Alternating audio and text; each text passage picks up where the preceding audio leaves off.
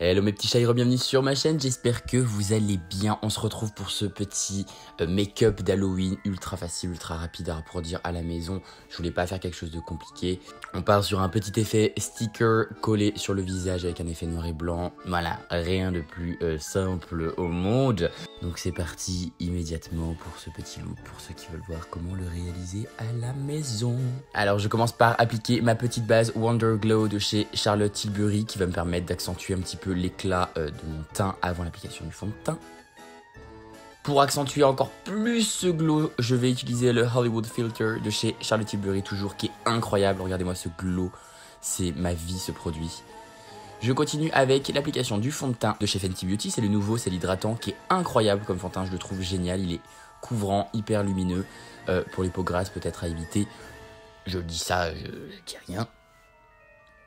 J'applique mon petit anti-cerne uniquement sur la partie que je vais travailler sans le sticker pour accrocher la lumière et venir camoufler mes cernes, illuminer mon teint. Et to blend, to blend, to blend.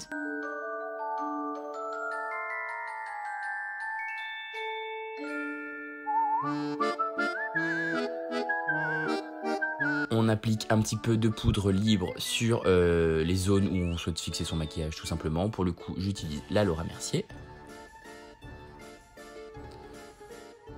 Encore de chez Charlotte Tilbury, je viens prendre ce petit duo de bronzer et highlighter et je vais venir bronzer un petit peu mon teint, venir sculpter légèrement. Je voulais pas partir sur quelque chose de trop intense, juste réchauffer mon teint. Je viens dessiner mon petit sourcil avec les nouveaux crayons sourcils de chez Fenty Beauty. Encore une fois, que du côté où il n'y aura pas le sticker, ça sert à rien de le faire de l'autre côté.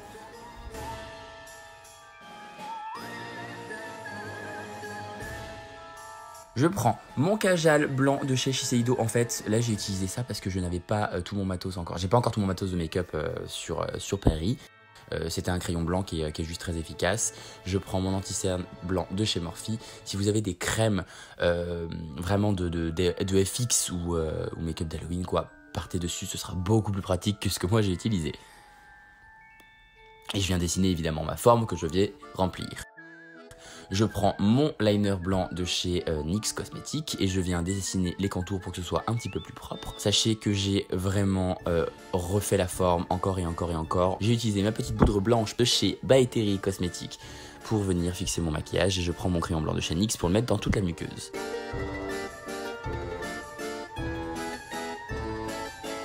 Je reprends un crayon sourcil de chez Fenty, cette fois-ci beaucoup plus foncé, beaucoup plus neutre en fait, il n'y a pas de marron dedans, il est vraiment noir, pour venir dessiner mon sourcil dans le sticker.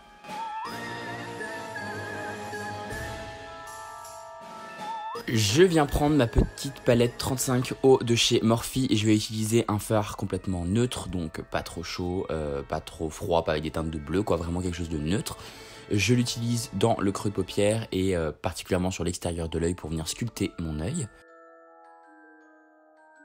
Je prends ensuite la palette Sananas de chez Sephora pour prendre le fard noir parce qu'il est hyper intense, j'adore ce fard, que je vais utiliser sur le coin externe encore une fois pour sculpter à mort.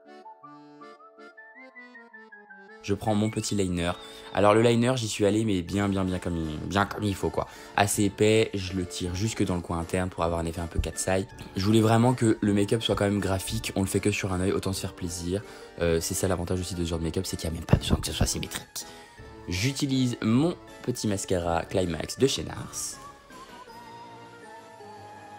Je reprends les mêmes fards neutres que j'avais utilisés, mais cette fois-ci pour l'effet d'ombré, on va venir passer que sur la partie inférieure du sticker pour le détacher en fait du visage et créer cet effet de relief.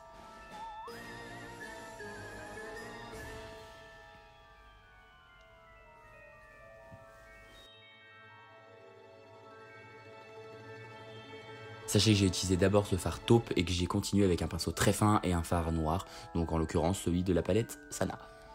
Je prends ma petite palette de blush de chez Morphe. Mettez votre blush favori, celui qui vous va le mieux, il n'y a pas d'obligation. Moi j'en ai pris un très chaud, un petit peu orangé. Si vous avez envie d'utiliser un rose, utilisez un rose. Ça ne changera pas l'effet du make-up. Je prends le Born to Glow de chez Natasha Denona, que je trouve absolument magnifique et que j'ai découvert hyper tard. Je l'applique un peu partout. Donc pommette, nez, les yeux pour avoir vraiment du glow absolument partout, sauf sur le sticker qui reste mat.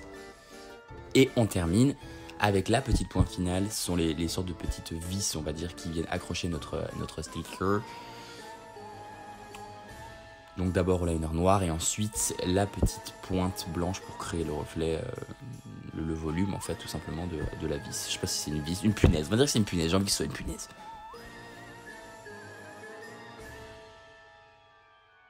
Et ce look est maintenant terminé, vous voyez, rien de plus simple, c'est hyper rapide à faire. On se prend pas la tête et ça a un petit effet qu'on aime beaucoup.